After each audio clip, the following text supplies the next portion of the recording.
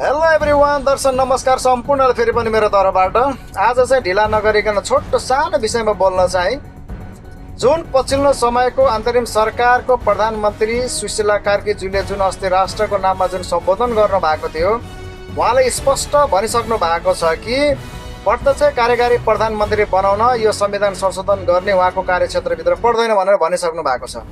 यदि यही पुरानो सिस्टमले चुनाव भयो भने पुरानो दलका जुन नेताहरू हुन्छ उनीहरू अगाडि आउँछ 100% थाहा छ, सबैलाई थाहा छ।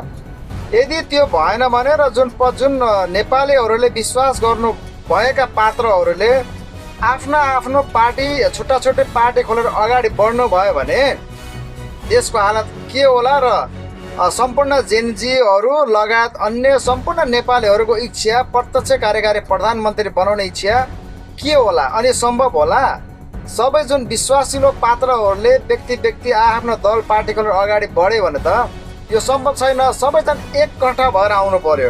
यदि एककट्ठा भएर आएपछि मात्र यो सम्भव छ, नत्र उहाँहरूले छुट्टा छुट्टै पार्टी खोलेर छुट्टा छुट्टै पार्टी दल बनाएर आउनु भयो भने चाहिँ यो सम्भव छैन है।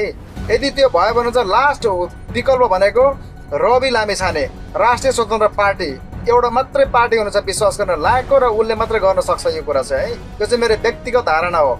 Okay, thank you.